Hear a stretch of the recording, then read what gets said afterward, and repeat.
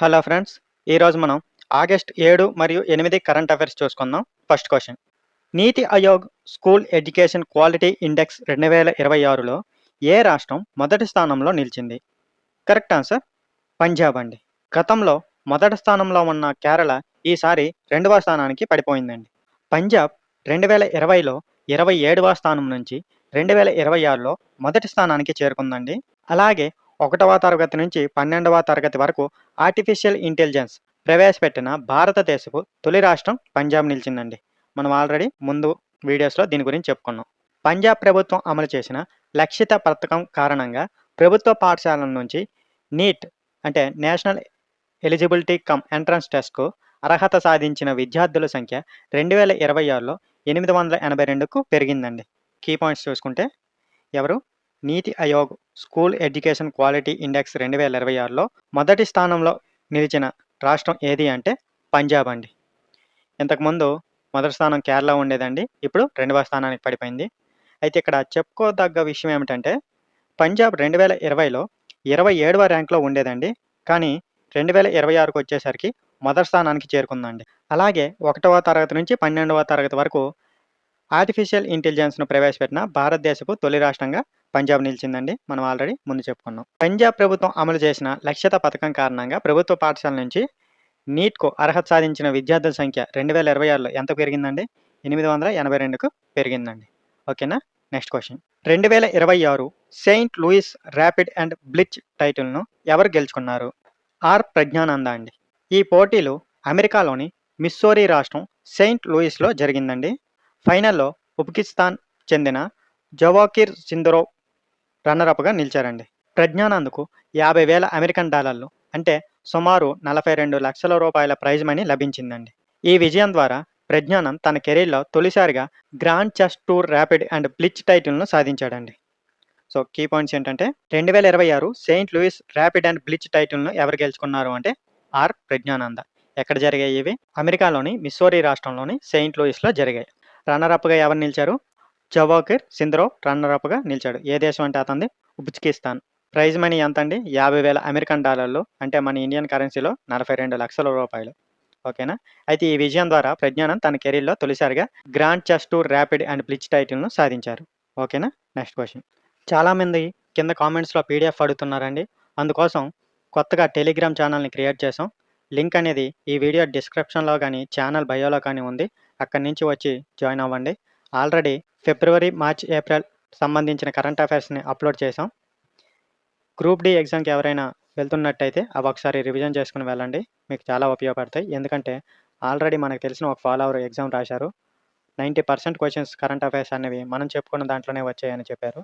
So, ఒకసారి మీకు కూడా యూజ్ అవుతుంది. చూసుకొని వెళ్ళండి. 2026 జాతీయ చేనేత దినోత్సవం సందర్భంగా 22 మంది మాస్టర్ కళాకారులకు 2025 సంత్ కబీర్ చేనేత అవార్డులు మరియు జాతీయ చేనేత అవార్డులను ఎవరు ప్రదానం చేశారు? కరెక్ట్ ఆన్సర్ రాష్ట్రపతి ద్రౌపది ముర్ము గారండి. అయితే జాతీయ చేనేత దినోత్సవం ఎప్పుడు జరుపుకుంటామండి? ఆగస్ట్ 7న జరుపుకుంటామండి. ఈ కార్యక్రమం న్యూఢిల్లీలోని రాష్ట్రపతి భవన్ కల్చరల్ సెంటర్‌లో జరిగిందండి. ఇందులో సంత్ కబీర్ చేనేత అవార్డులు 3 మంది నేతలకు, అలాగే జాతీయ చేనేత అవార్డులు 19 మంది నేతలకు అందజేశారండి. సాంప్రదాయ చేనేత వారసత్వాన్ని కాపాడడంలో అసాధారణ కృషి చేసిన మాస్టర్ నేతలకు సంత్ కబీర్ చేనేత అవార్డు అందిస్తారండి. అద్భుతమైన నైపుణ్యం, కొత్త ఆవిష్కరణలు, ప్రత్యేక నేత పద్ధతుల్లో ప్రతిభ చూపిన మాస్టర్ నేతలు మరియు చేనేత కళాకారులకు జాతీయ చేనేత అవార్డులు అందిస్తారండి. సో, క్వెషన్ ఏంటంటే 2026 జాతీయ చేనేత దినోత్సవం సందర్భంగా మొత్తం ఎంతమంది? 22 మంది మాస్టర్ కళాకారులకు 2025 సంత్ కబీర్ చేనేత అవార్డులు మరియు జాతీయ చేనేత అవార్డులను ఎవరు ప్రదానం చేశారు అంటే రాష్ట్రపతి ద్రౌపది ముర్ము గారండి. అయితే జాతీయ చేనేత దినోత్సవం ఎప్పుడు జరుపుకుంటామండి? ఆగస్ట్ 7న జరుపుకుంటామండి. ఈ కార్యక్రమం ఎక్కడ జరిగిందంటే న్యూఢిల్లీలోని రాష్ట్రపతి భవన్ కల్చరల్ సెంటర్‌లో జరిగిందండి. అయితే ఇందులో సంత్ కబీర్ చేనేత అవార్డులు ఎంతమందికి వచ్చాయండి? ముగ్గురికి వచ్చాయండి. జాతీయ చేనేత అవార్డులు ఎంతమందికి వచ్చాయంటే 19 మందికి వచ్చాయండి. అయితే సంత్ కబీర్ చేనేత అవార్డు ఎందుకోసం ఇస్తారంటే సాంప్రదాయ చేనేత వారసత్వాన్ని కాపాడడంలో అసాధారణ కృషి చేసిన మాస్టర్‌లకి ఇస్తారండి. మరి జాతీయ చేనేత అవార్డు ఎవరికి ఇస్తారంటే అద్భుతమైన నైపుణ్యం, కొత్త ఆవిష్కరణలు, ప్రత్యేక నేత పద్ధతుల్లో ప్రతిభ చూపిన మాస్టర్ నేతలు లేదా చేనేత కళాకారులకు ఈ జాతీయ చేనేత అవార్డు అనేది అందిస్తారండి. ఓకేనా? Next question. 2026 ఆగస్ట్ 6న ఒడిశాలోని చాందీపూర్ నుంచి స్ట్రాటజిక్ ఫోర్సెస్ కమాండ్ ఆధ్వర్యంలో భారత్ ఏ క్షిపణిని పరీక్షించింది? కరెక్ట్ ఆన్సర్ అగ్ని-4 అండి. ఈ క్షిపణి సుమారు 4000 కిలోమీటర్ల స్ట్రైక్ రేంజ్ కలిగి ఉంటుందండి. లాంచ్ లొకేషన్ ఎక్కడంటే integrated test range Chandipur, Odisha.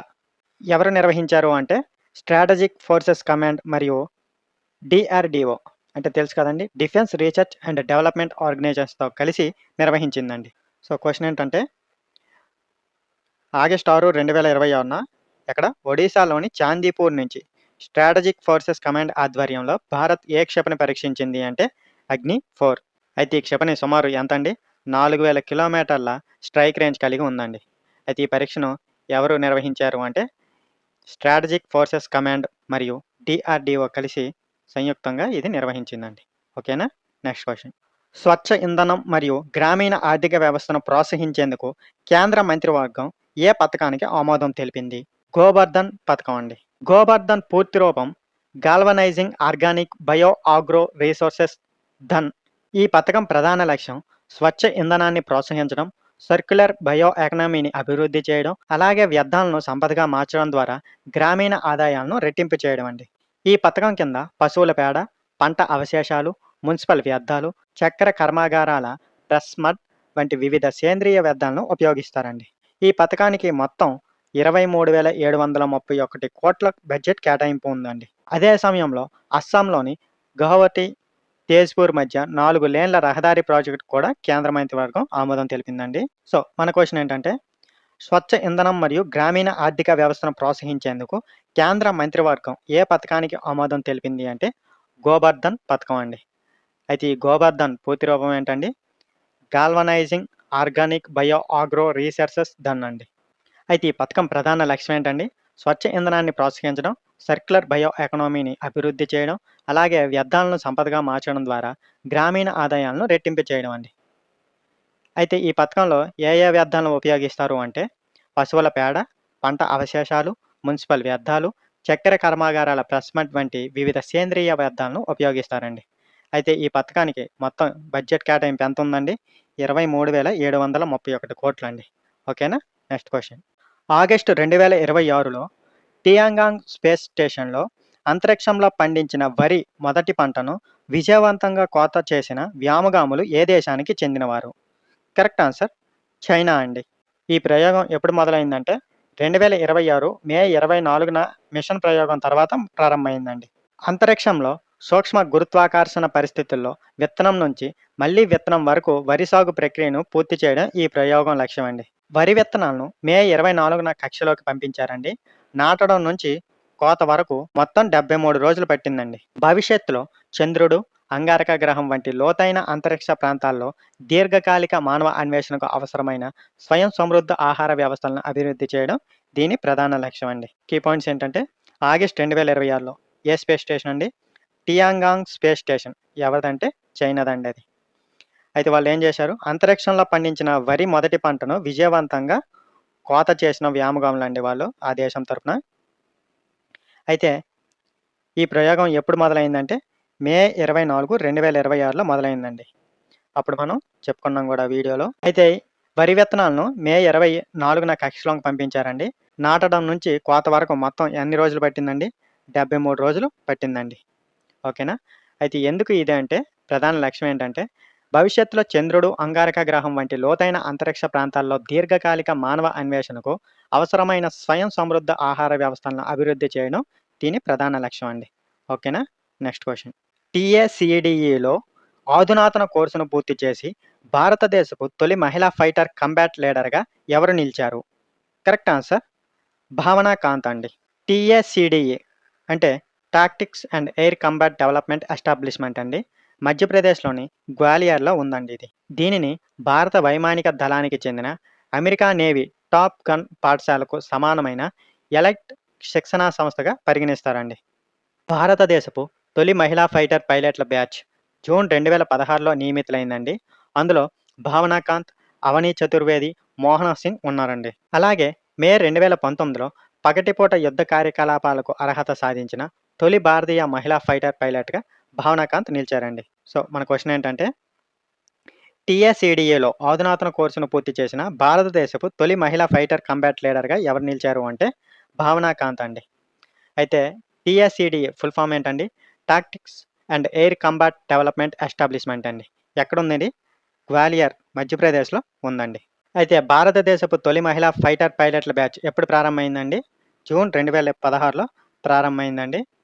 అందులో ఎవరెవరు ఉన్నారంటే భావనాకాంత్, అవని చతుర్వేది, మోహన సింగ్ ఉన్నారండి. అయితే పగటిపూట యుద్ధ కార్యకలాపాలకు అర్హత సాధించిన తొలి భారతీయ మహిళా ఫైటర్ ఎవరండి? భావనాకాంత్. ఎప్పుడు? మే 2019లో అర్హత సాధించారండి. ఓకేనా? Next question. కేరళ పరిశోధకులు కనుగొన్న కొత్త తార్ని సీహర్స్ జాతి శాస్త్రీయ నామం ఏమిటి? Correct answer Hippocampus amanda vincente. ఈ కొత్త జాతిని గుర్తించడానికి పరిశోధకులు డిఎన్ఏ మరియు భౌతిక లక్షణాల విశ్లేషణను ఉపయోగించారండి.